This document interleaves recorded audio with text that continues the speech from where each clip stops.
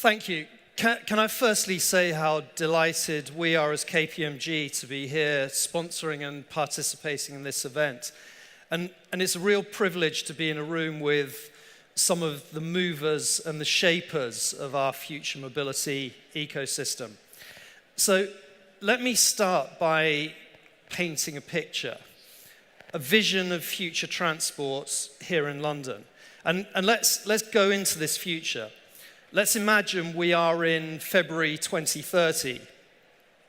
The new Mayor of London has just announced a complete ban on petrol and diesel vehicles entering within the M25.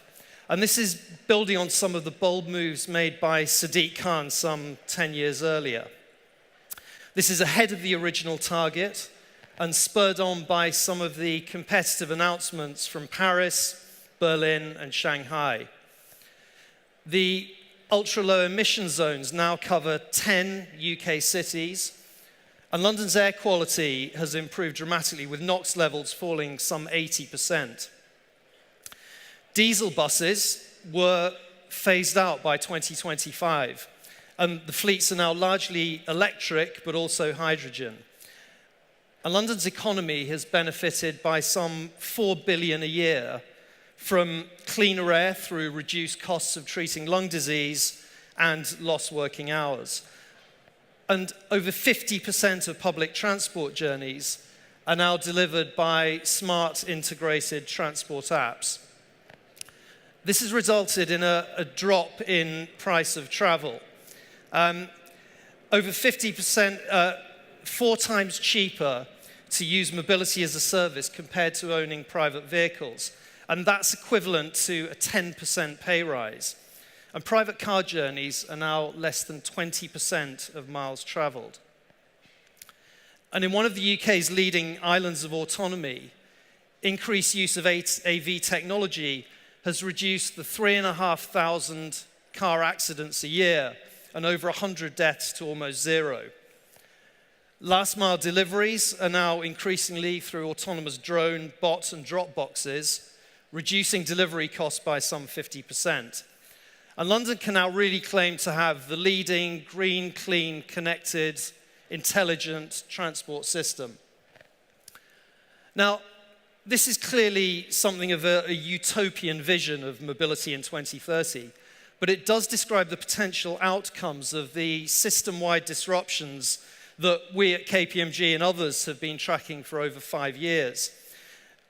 What we can say now with some degree of confidence is the scale of disruption that we're seeing across automotive, energy, infrastructure, and logistics, as well as public sector, represents a fundamental discontinuity. And it's one that throws up huge opportunities as well as challenges and demands changes in behavior from all of us. I'm Charlie Simpson, the partner in charge of Kpmg's Global Mobility 2030 team. And we've been helping clients across the ecosystem. We're working with the big car companies, helping them reimagine their EV and AV strategies. We've been working with big oil as they buy their way into the charge points operator markets. And we've been working with the major financial institutions as they understand where are the investable propositions in mobility. And in one piece of news, and this is fairly hot off the press, we've been working in the UK with the Charge Point Infrastructure Investment Fund. And the winners of this were announced yesterday. And I'd just like to take this opportunity to congratulate Zook Capital, who've been nominated as the sole preferred bidder for the UK's £400 million fund, a really key practical step forward in infrastructure investment in the UK. I'd also like to introduce my colleague, Christoph Domke, at this point. As Charlie said, my name is Christoph Domke. I'm a director in our Mobility 2030 practice, and I'm focusing very much on the commercial vehicle and logistics element of the market, especially the future of moving goods. Now, our clients from all sectors and all geographies are coming to us with a number of pretty important questions regarding this future of mobility, including, well, how quickly are these changes actually going to be hitting? And as we heard yesterday, how a value pool's shifting as a result. How quickly are we as consumers going to be prepared to change our behavior and adopt new EV, AV solutions?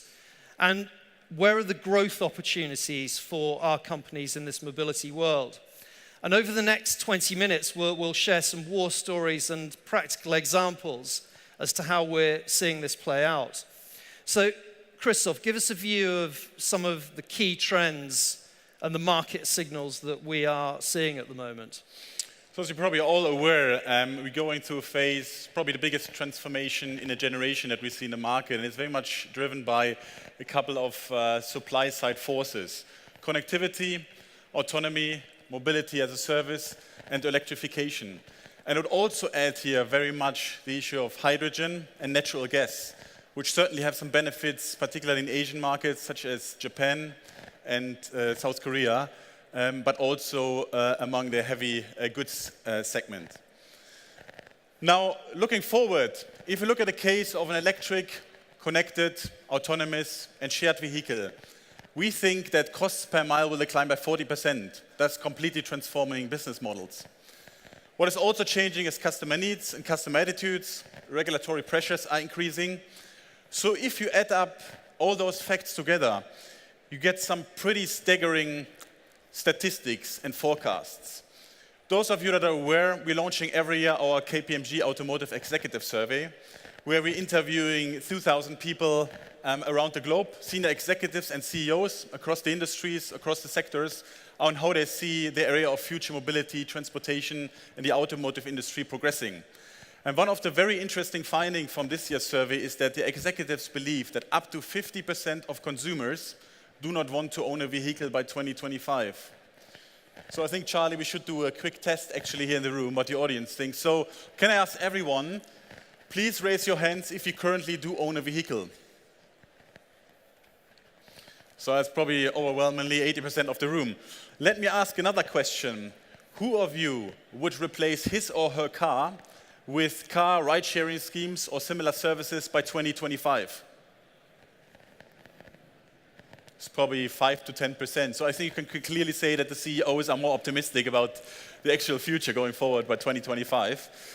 Another interesting statistic is that the executives say 73% of public transport solutions will be replaced by on-demand AV pods in 10 years' time. That's quite a bold statement. But also, if you look on the freight side, the US market alone, we see delivery miles traveled annually increasing from 23 billion in 2017 to 78 billion in 2040. That's a very big rise. So let's look at some signs of the disruption we see in the market actually going forward. So on the EV space, the regulator is still very much driving the agenda. That's what 70% of the respondents from our automotive survey are saying. What is also interesting, if you followed the news, that both LMC and the Financial Times reported recently that global ICE sales have peaked. So demand will decline on a global level. That's another interesting fact as well. And we think because of declining battery costs towards the $100 per kilowatt hour mark, and also 40 to 60% lower service maintenance and repair costs for an EV vehicle, that we will have a positive TCO case in the UK from as early as next year. That's early 2020. Interesting is also, we talk a lot about the cars, but actually a lot of people think the holy grail in the industry is what's happening to the heavy goods vehicle sector. So as you heard probably yesterday as well from a couple of other companies here in the room, the future is very much a mix of different powertrain and fuel solutions. The overwhelming majority will still be diesel. We will have hydrogen, we will have hybrids, biodiesel, EVs, hydrogen. And importantly, particularly if you speak about the EV space, Tesla, tow trucks, a lot of the OEMs have really pushing the boundaries here. But also very interesting news quite recently is Nikola Trucks, probably the most well-known startup in the hydrogen space, also announced that they will be supplying electric vehicles to the market, electric trucks. That's quite a significant development going forward. On the AV space, the last time I counted, we have 35 locations globally that are now trialing AVs. We will have more or less every major OEMs recently announcing target dates for level 4 and level 5 pods on public transportation roads going forward. Enabling infrastructure development is also currently underway. And we think when you look at adoption, it's very much driven by fleets because of costs and safety considerations. And coming back to the point of heavy goods vehicles, I think AV is a particularly big driver here because it tackles the issue of driver shortages, which is massive. It tackles the issue of unhealthy driving. If you just look in the US market alone, truck drivers have the highest rate of diabetes of any profession in the US. That's quite staggering. And also from a TCO point of view, you reduce the driver out of the equation, or get rid of the driver out of the equation. You reduce insurance premiums, make fuel consumption much more efficient. You can save 50% of total cost of ownership. That's a no-brainer. Volumes will go through the roof going forward. But also 2 points on the mobility as a service example. If you look now at the top 5 ride-hailing companies in the world, they're worth a staggering 150 billion. It's quite an amazing amount. Another interesting fact from the Department of Transportation here in the UK that they announced recently, 17 to 20-year-olds that got their driver's licenses. In the mid-1990s, that was 48%. In 2017, that was 33%. So a massive decline, and it will continue to decline going forward. Also, people that applied in their 20s, the numbers are also declining. So Charlie, question for you. Having heard all that, what are the implications for the market and the ecosystem? So one of our big hypotheses is this move away from single owner, single use towards multi-user vehicles. And the statistic I think we heard yesterday and again today is average private vehicles are used somewhere between 4 and 5%. What happens when this moves towards and beyond 50%? Now, in a connected vehicle world, the customer proposition is far less about selling the hardware or the vehicle. And our recent analysis suggests that the downstream value generated by an electric, autonomous, shared vehicle could be up to 10 times greater than that of a private use vehicle today. Now, this highlights the sheer scale of the opportunity available to those players who can put together the compelling value propositions that will be digitally enabled around productivity, around media, around healthcare, education, provided into autonomous vehicles as our time is freed up from no longer having to drive. I mean, if you were thinking about an environment where you had a captive customer, the autonomous vehicle pod is probably as good as it gets. Now, clearly the opportunities are there, but in order to capture them, it's going to be necessary for a lot of organizations to architect and pivot their business models dramatically. And I think the talk we heard from Daimler earlier on is a good example of that situation. Now, let's move from thinking about the individual vehicle pods, taking more of a sector perspective. And we'll deliberately start with automotive, because we think that despite their challenges, the major car companies are going to remain at the heart of this transition, at least for now. There was a recent press article in the UK where the situation was described as Carmageddon. Now, we don't think it's quite that bad, but it's clear that there's a huge amount of angst in the automotive industry. And that's not surprising, because mobility throws their 100-year-old business model based on engineering excellence into considerable uncertainty.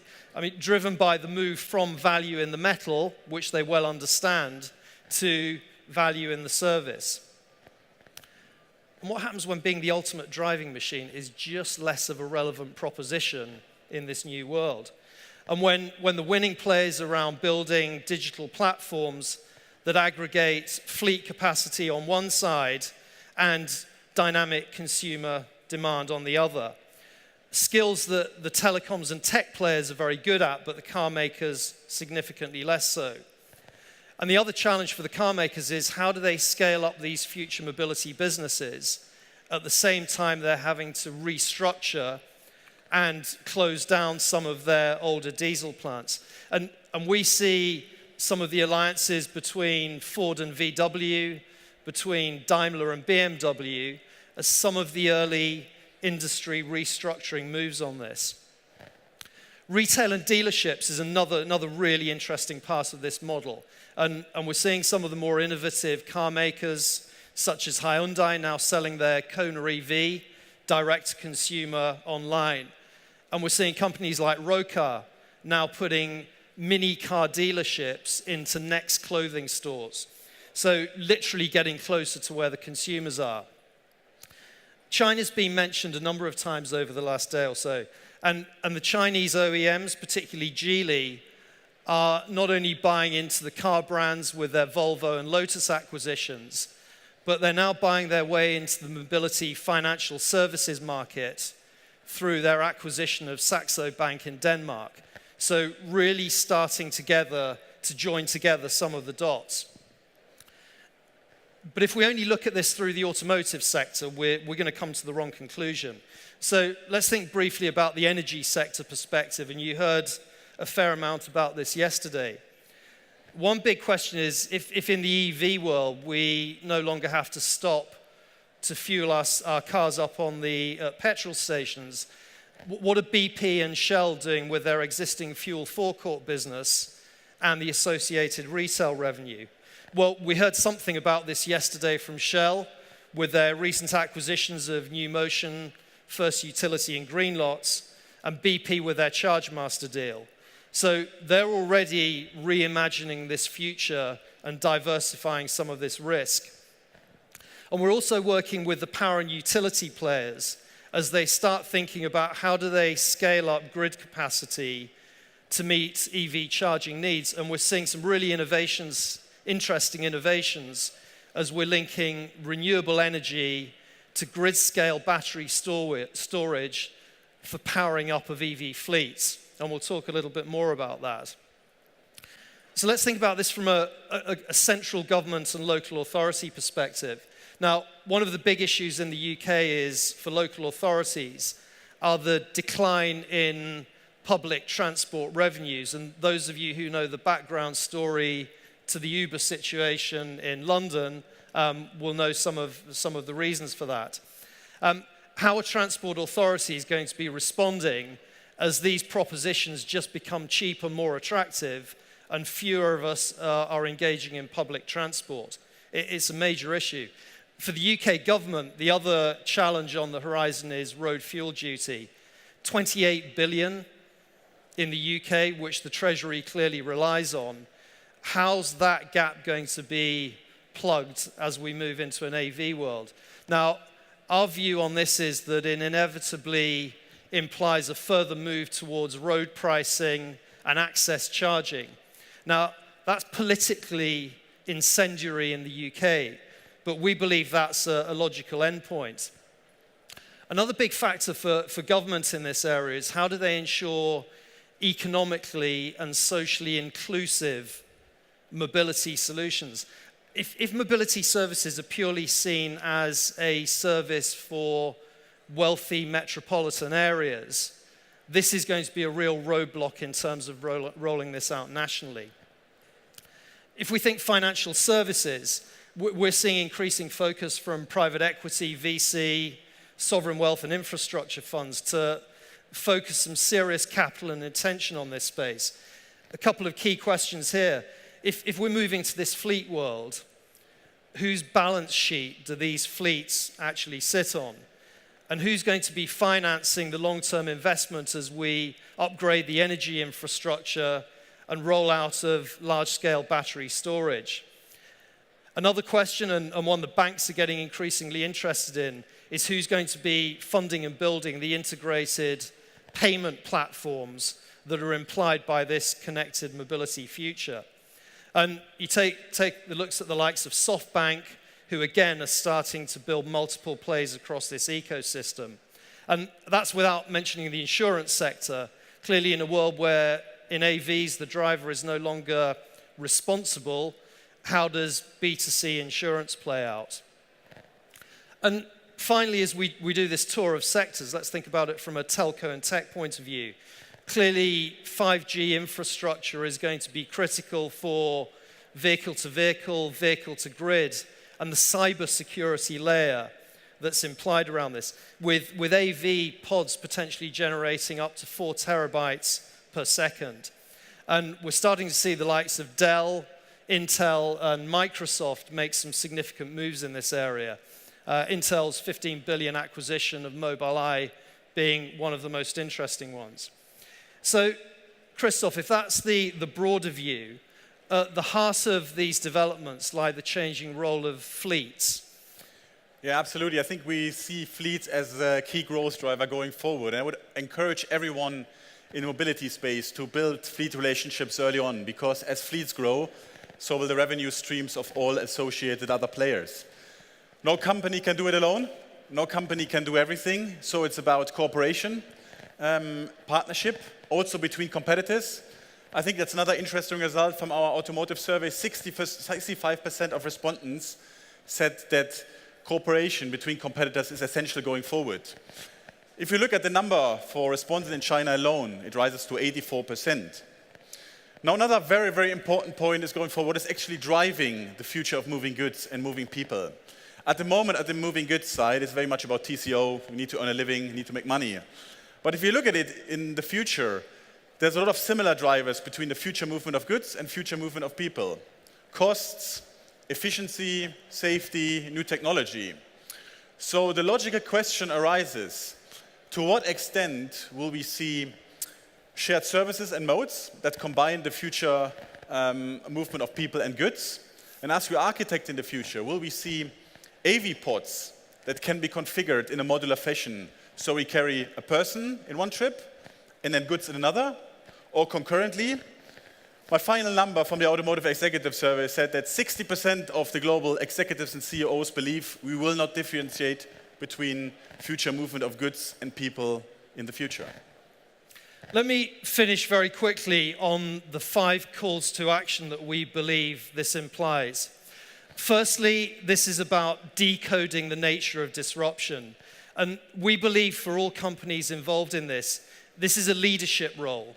This is about leaders of businesses deciding where do you position yourselves in the ecosystem. Is it as aggregator or ingredient company?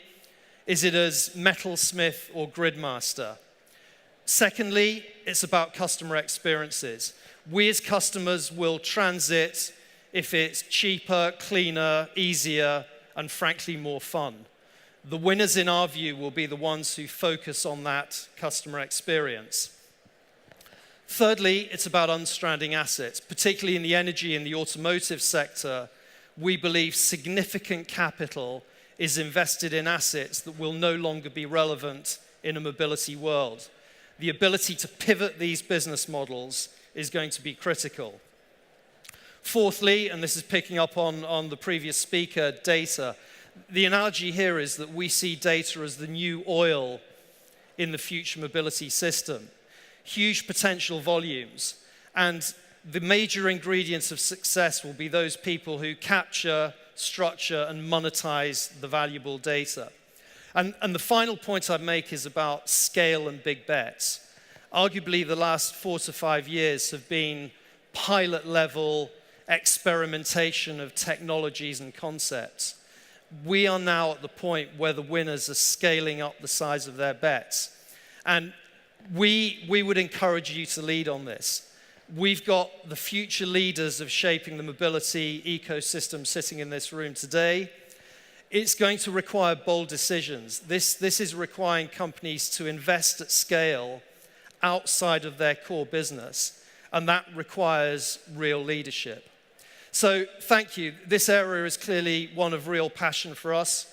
We're delighted to have had the opportunity to share some of our thoughts with you today, and enjoy the rest of the day. Thanks very much. So 2 more points maybe from my side. If you want to find out more about Mobility Road to Growth, please visit us at our stand just behind you.